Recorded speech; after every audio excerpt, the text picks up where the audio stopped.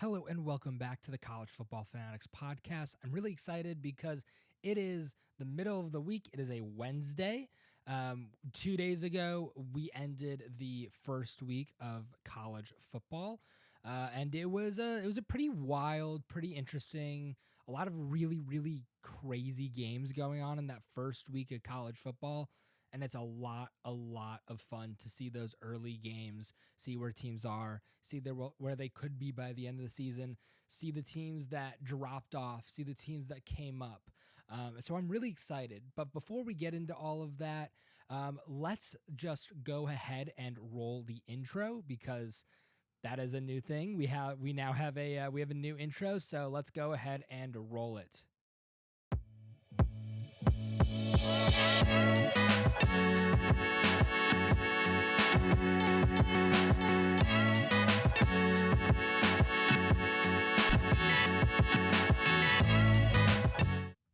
And that was the intro. I hope you guys enjoyed it. Let me know down in the comments if you did. You can now find this podcast both here on YouTube and on Spotify. That was a new thing that I added this year, and I'm pretty excited about it because it's going to widen the reach of our podcast. As always, down below my talking head is going to be our Instagram. It's like right here, I think, somewhere around there. If you want to go ahead and give me a follow over to there, I'll keep you up to date with my thoughts and when I upload and things like that. So before we start, actually, I do want to say one thing. In the last episode, I believe I kept making references, or I might have made a reference that Marshall was in the MAC conference. That is incorrect. If I did make that reference, I believe I did, but I could be wrong. Marshall is not in the MAC conference. They are in the Sun Belt conference. And that is a mistake on my part. I do my best to correct my mistakes, to make it clear that I try my best to minimize the mistakes I make, but I am human and I did make a mistake, so I am trying to recognize that. So now that we can move on with all of our little housekeeping, let's start talking about the great games that were played this past week and a half ish. There were a lot of really fun, really interesting games. Obviously, games like Clemson, Duke, Colorado, Nebraska. Sorry, I keep hitting my mic. Colorado, Nebraska. We saw teams that we thought were going to play really well not play as well. Teams like Ohio State. And things like that. So we'll get into all of that, and it's going to be a lot of fun. We won't get into everything, but we'll get into a lot of the quarterbacks, their statistics, how they're progressing, and then we're going to talk about the polls that came out yesterday, because they do that weekly now, which I'm really excited for. So let's start off with Ohio State and Indiana. I had thought that Ohio State was just going to come out and absolutely demolish Indiana. I had no doubt that was going to happen, and I was really confused when I pulled up Ohio State and they were like one touchdown ahead for most of the game. I was like, what is going on? Who's first? My question was, who's at quarterback, which ended up being most of the game and ended up being Kyle McCord. But then after that, I was like, why are things not working? What is going on? And I saw Ohio State players. I saw the wide receiver room be very underwhelming in terms of their productivity to what I thought they were going to be. And I also saw Kyle McCord not look as steady in his position as I think Ryan Day or the people over in Ohio what they want him to be. It was a very tumultuous game for them. They really only pulled away in the third quarter, but their defense did do a good job of shutting Indiana down.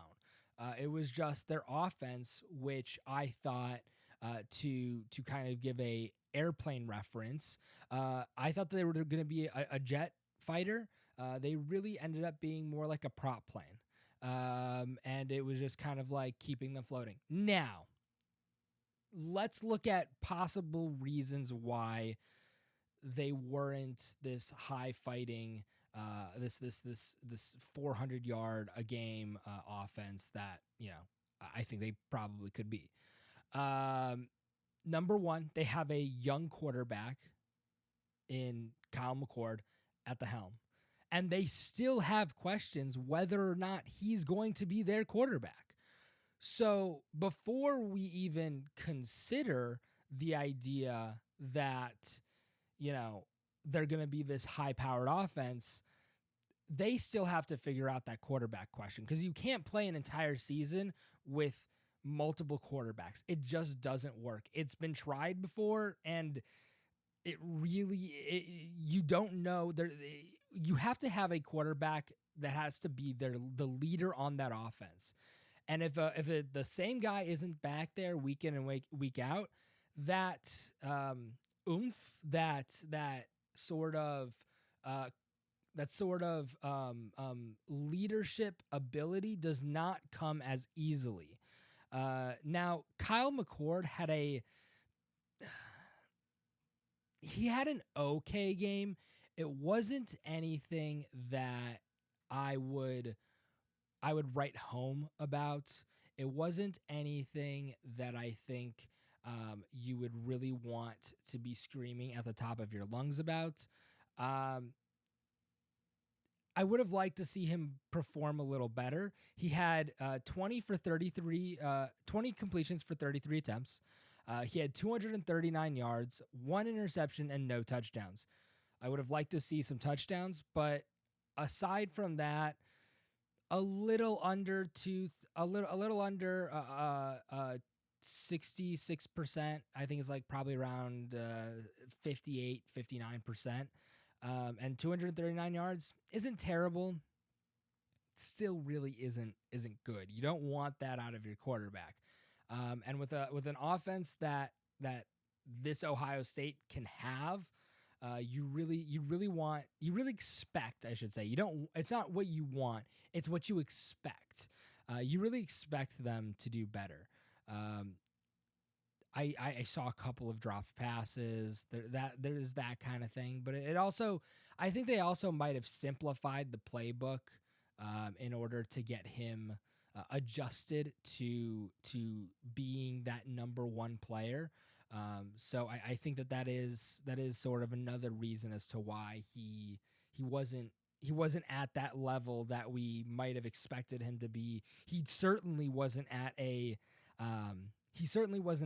level of like, say, he certainly wasn't at a level of like of where Justin Fields was, or Dwayne Haskins or anything like that. He wasn't at that level. He could be at the end of the season. We don't know yet. It's still a very, very early process, but I am excited to see what he can do. And I really think that he could potentially get to that level. And if they switch in Devin Brown, what's he going to do? Could he get to that level as well? Who knows? The next game is going to be flipping over to Michigan's rival, to Ohio State's rival, Michigan. J.J. McCarthy led this Michigan offense to a win against East Carolina, which the score ended up being 30-3. I don't believe they actually covered the spread, which isn't great, but I'm going to talk about a couple of things that I think was a reason for why they didn't perform better than they might have in a different game. So JJ had 280 yards as well as 3 touchdowns, and he was 26 for 30. He was the best rated, I think PFF, Power Football Focus, rated him as the best college quarterback coming out of week one. I think that's what they rated him as. They did run quite a few play action plays, which last year he was one of the best in play action in college and in the entirety of college football, which is interesting. If you guys think about it, that in certain aspects he's the greatest, and in others he's not bad, but he could do better. This game, his accuracy was great. He threw to Roman Wilson for 3 touchdowns. All 3 of his touchdowns were to Roman Wilson. Roman Wilson had almost 80 yards on the day with only 6 receptions. But Michigan struggled with their run game, which is not something that you hear Michigan struggling with all that often. It was quite a weird thing to see. Now, I'm glad that they decided to go to the air, because I think McCarthy and I think that offense needs to go to the air a little more. But to see Michigan only have like 140 yards or something like that on the ground was not phenomenal. It's not the sort of kickoff that you want to the season. Now, I think there are a couple reasons for this. One, Jim Harbaugh was not in command of the Michigan team. Sorry, not the offense, the Michigan team. He's obviously doing a self-imposed suspension for the next 2 games, but he also did it last game. So for 3 games, he's doing a self-imposed suspension. Sharon Moore had a 1-game self-imposed suspension for, I believe it was recruiting violations, some of the same stuff that Harbaugh was under. So they didn't have their offensive coordinator, and they didn't have their head coach, and their defensive coordinator was the head coach for the game. So I think that's kind of, they wanted to condense the playbook to allow for Jesse Minter to have a better handle on things. You want to do less things. You want to do less things right than more things bad. So what I mean by that is that you want to do the simple things to an immaculate level, and if you can then get the complex things to a good level, you want to do those. But if you can only do the simple things to an immaculate level and the complex things to a bad level, you'd rather take the simple things and do it to the immaculate level than the complex things to the bad level. Lot of levels. Might not have been the greatest analogy, but if you guys understand, I'm glad. If you don't, sorry about it. East Carolina is not a great team, but they're good enough to give you a somewhat decent look at what Michigan could be. But again, I think those things like Harbaugh and Moore not being in the game really kind of killed their offensive production. So next up is Alabama. Jalen Milroe started the game. He had 194 yards for 3 touchdowns.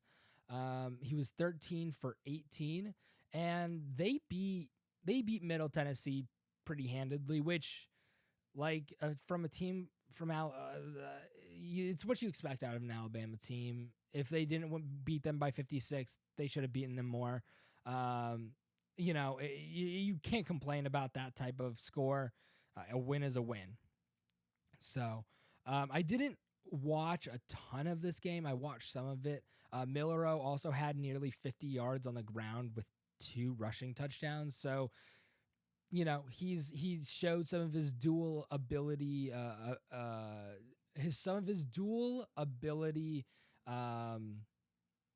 That he could both throw and run. He could be that dual threat quarterback. So I'm excited to see if he stays there, or if Tyler Buchner maybe ends up being the guy, or if I'm blanking on the third name, but if their third quarterback ends up being him. They've got 3 quarterbacks that all could be the guy. But today or on Saturday, it was Jalen Milroe. So next up is Georgia with Carson Beck.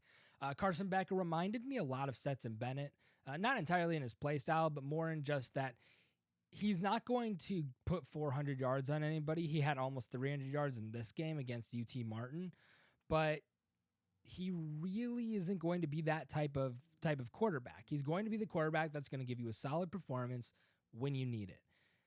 You can then rely on your running backs to keep the defense honest instead of dropping everybody back. They're going to have to watch out for that run game. Brock Bowers, like always, is a phenomenal athlete. He just played well. He had almost 80 yards and 5 receptions. So it really isn't, this thing where it's like, oh, because Georgia didn't hang 90 on UT Martin, they've taken a step back. They really haven't. And I still have them as my favorite, at least, to make the championship game and to win the championship game, to do that three-peat. I still think that they are the best team in college football. And surprise, surprise, the AP poll agrees with me this week.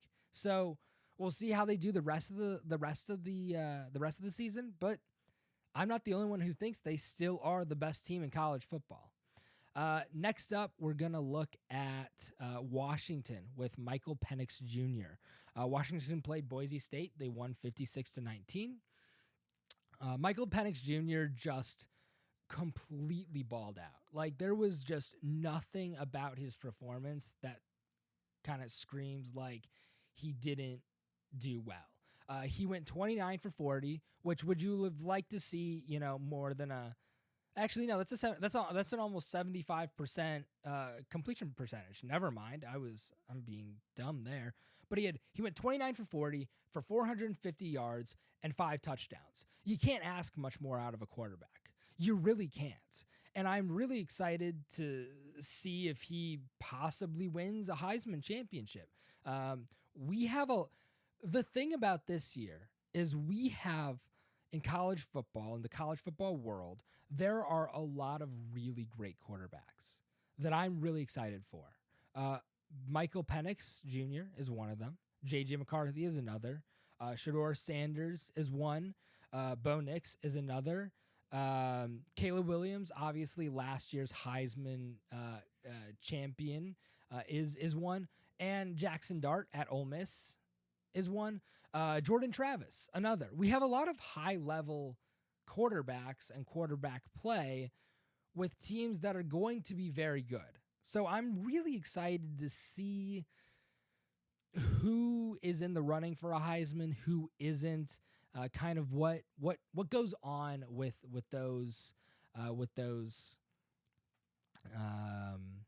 that position.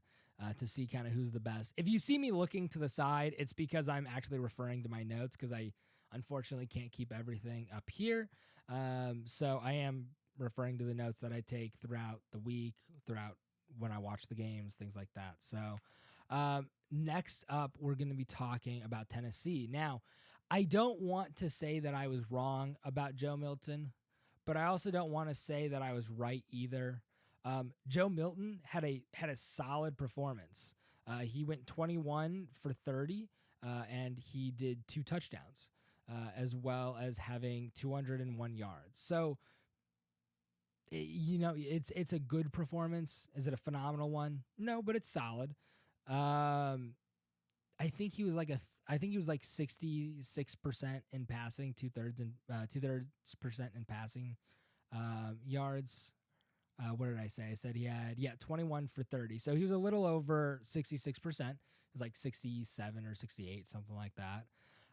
So he had a solid game against Virginia, who you really can't expect so much out of Virginia against Tennessee. Tennessee's number 12. Virginia wasn't ranked.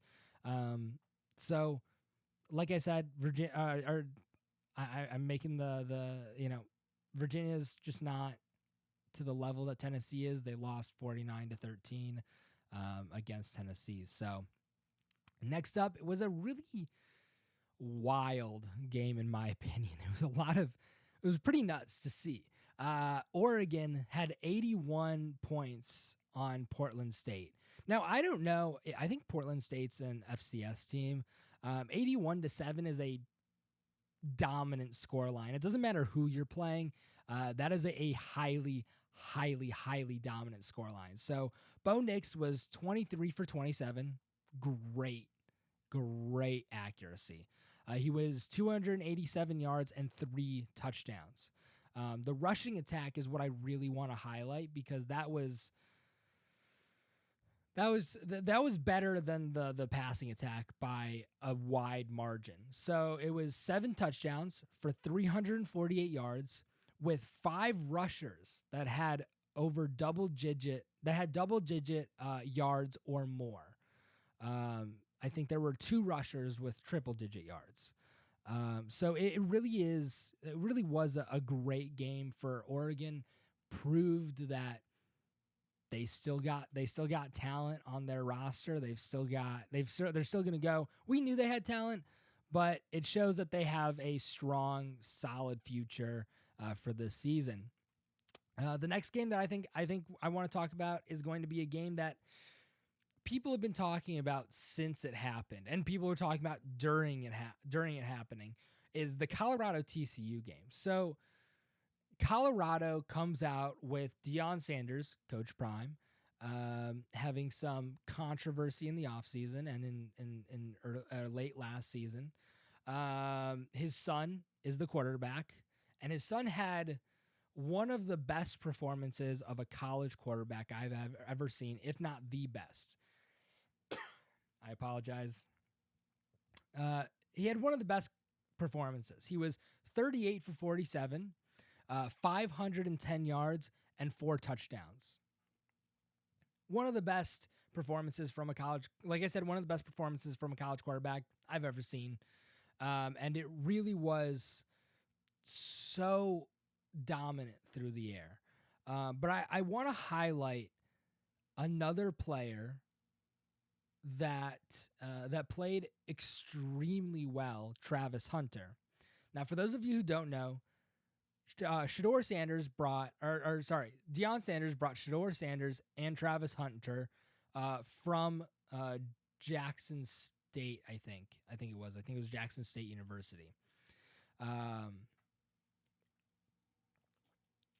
apologize. I needed a drink of water. So he brought them from his last university, brought them to Colorado, and then he filled out the roster with 66 other guys. They all played pretty well, but Travis Hunter might be the best non-quarterback player in college football. He has 11 receptions for 119 yards, 3 tackles, and 1 interception. He played both ways.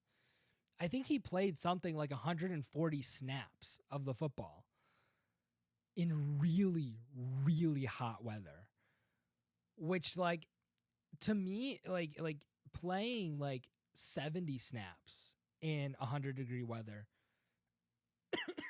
Sorry.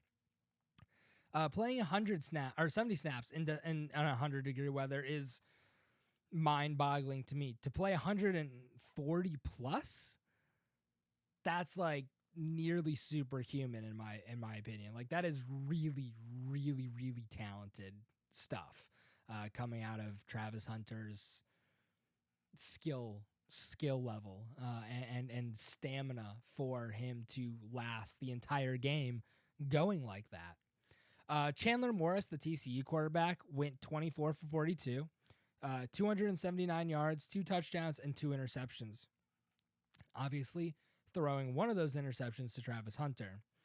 And his was like on like the 6-yard line. Like, it was like really close to his own end zone. And he pulled off his man and went in and just grabbed the ball out of the air on a guy who he wasn't even covering on a man coverage play. So there was a lot to unpack with that game, and I can't do it all here because I want to get to the other games, but it was a lot. It was a significant development. So Oklahoma played Arkansas State and they beat them 73-0. Dylan Gabriel went 300, or he went 19 for 22 with 308 yards and 2 touchdowns. This will likely this probably is what is going to kick Oklahoma up maybe into the top 10. I haven't actually looked at the rankings, so you guys are going to get my first opinion of those on live. But they just played well. I mean, there's just nothing else you can just say. They have 82-yard punt that they took to the house. They just dominated Arkansas State, which you expect them to. It's Oklahoma against who exactly? Is that's exactly who they're playing? Is who? In Arkansas State. So it was a fun game to watch because you got to see Oklahoma kind of run up the score. They scored 28 points in the first quarter, 17 in the second, and the third they scored 21, and then in the fourth they scored 7. So it was kind of like points were just falling out of the air for them. Next up, we've got North Carolina versus South Carolina. I am a big enough man to admit when I am wrong about something. I don't know yet whether or not I was wrong about Spencer Rattler. And here's the reason I say that. Spencer Rattler went 30 for 39, 30 completions for 39 attempts, and 353 yards. But he had 0 touchdowns. So let's put it this way. If Shedeur Sanders threw 510 yards but 0 touchdowns, would his yards really have mattered? And that's the problem I have is you can throw a lot of yards. At the end of the day, you need to get those touchdowns. And Spencer Rattler just didn't. So, I'm not going to say I was wrong because I said I'm not a hype guy for Spencer Rattler. I do not like Spencer Rattler all that much. I've heard a lot of bad stories about him in locker rooms and not exactly being the best teammate in the world. It almost feels like he's kind of like a Johnny Manziel type, but probably not to that level. But I'm not a Spencer Rattler fan. That being said, his accuracy was on point, and he did throw 353 yards. That is a lot of yards to throw in a football game. So no matter what anybody says, you can't take that away from him. So I recognize that. I will say I was half wrong. Half right, half wrong. We'll see what he does over the course of the season. If he can keep up this type of performance, it's going to be great for him. It's going to be great. But if he can't, I have a hard time getting behind him. I really do. Drake May, who was on the opposing side of him, 24 for 32, 269 yards, 2 touchdowns, 2 interceptions. I like those 2 touchdowns. Don't like those 2 interceptions. I still think Drake May did a really nice job leading his team. They looked at points. They looked like they needed him to rally them, and he did rally them. He rallied them for a win, 31-17. So I don't put the loss entirely on Spencer Rattler's on his shoulders at all. He played, I think, the best he can play. But I do say that just got to watch out for him. Because he was very inconsistent last year. Let's see if he can be consistent this year. If he's consistent, then good for him, and he'll probably be a first-round pick. If he's not consistent, it's going to be some issues. Mercer and Ole Miss play 73-0. It was the score line. 73-7 was the score line. My bad. Jackson Dart, the starting quarterback for Ole Miss, had 18 for 23 and 334 yards with 4 touchdowns. Again, like most of these quarterbacks, you can't ask for more than that. You really can't. That's probably going to be one of his best games all season. Ole Miss is a solid team, but I wouldn't put them in the good category yet. They did beat Mercer. While that 73 does look really nice and it's a phenomenal scoreline, I would just say hold off until they play somebody with a little more substance before passing a judgment of whether or not this is a good team. Next up is going to be the Florida State LSU game. This was a game that I was really excited about. It was a game that actually really surprised me because in my last episode, I was wrong. I'm going to say it flat out, I was wrong. Now, I could end up being right, and Florida State could be overrated as well as LSU. But this past week, Florida State looked phenomenal. Jordan Travis really played his best ball. 23 for 31, 342 yards, 4 touchdowns, and 1 interception. And across from him, LSU, Jayden Daniels had really similar stats, with the exception of the touchdowns to Jordan Travis. Jayden Daniels went 22 for 37, 346 yards, 1 touchdown, and 1 interception. So 1-to-1 ratio, 4-to-1 ratio for the touchdown interception ratios for those two quarterbacks. But it just is that Jordan Travis was more lethal in the ending of the drive than Jayden Daniels was. But I was very surprised by this game. I wasn't nearly as surprised as I was when Duke beat Clemson, but I was very surprised that Florida State beat LSU because this was a Florida State team that struggled and did not beat ranked teams last year. And all credit to Florida State, they proved me wrong. I thought they could be that again this year, which had me really worried about them being at number 8. So all that being said, Florida State played a phenomenal game. Next up is going to be Duke versus Clemson. Duke beat Clemson 28-7. This was an ACC game that just blew my mind. Cade Klubnik did not play his best football.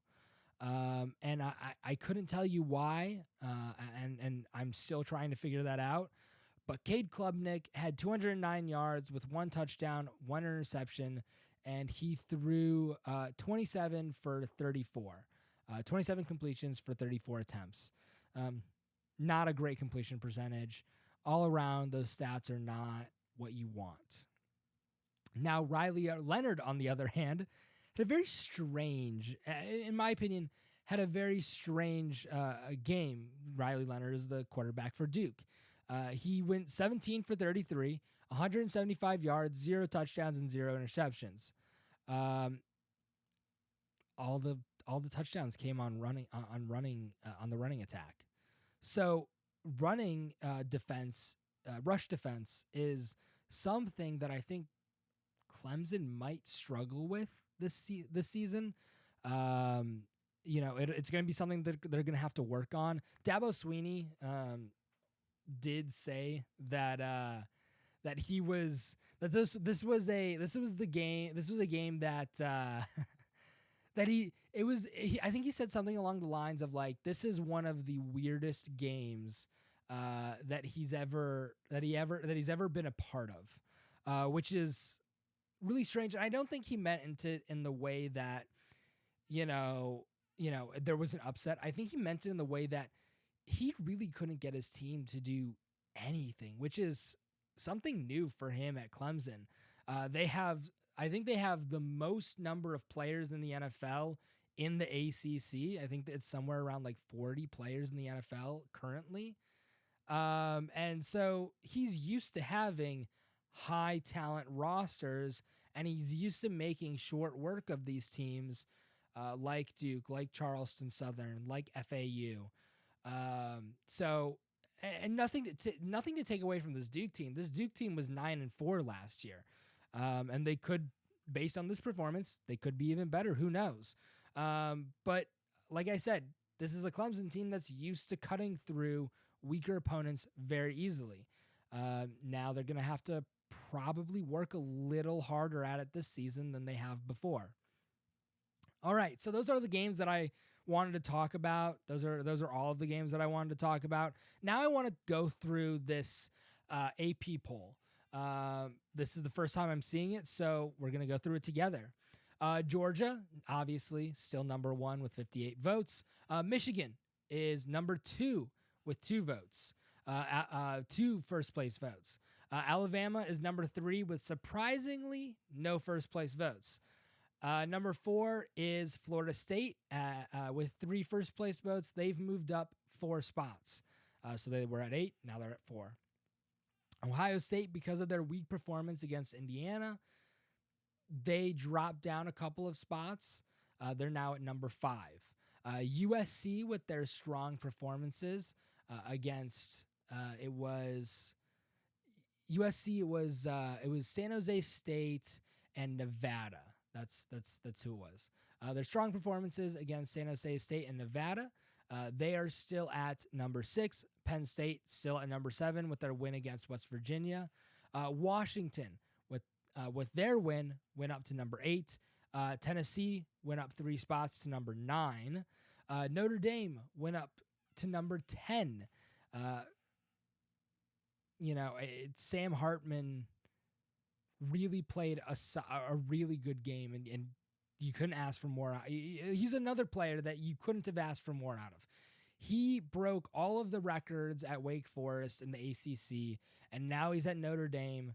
And I'm really excited to see what he can do there. He'll probably be a first-round pick, maybe even a Heisman contender. We'll see, but it's really exciting. Texas stays at number 11. Utah went up 2 places, number 2. Cam Rising was out of that game, and they still won against Florida. That shows a certain amount of shows a certain amount of skill that team has collected and brought in. That program has collected consistently, because they've consistently been in the upper half of the AP poll. It's really fun to see a school that you don't necessarily usually associate with football doing really well. Next up, Bo Nix and Oregon, went up to number 13. And I apologize if you just heard a motorcycle go by. Revved his engine. It was kind of annoying, but moving on is LSU at 14. They dropped 9 spots, and I can see why. They got their butt kicked by FSU. Jaden Daniels, man, I like him. I can't say, he played the way he needed to.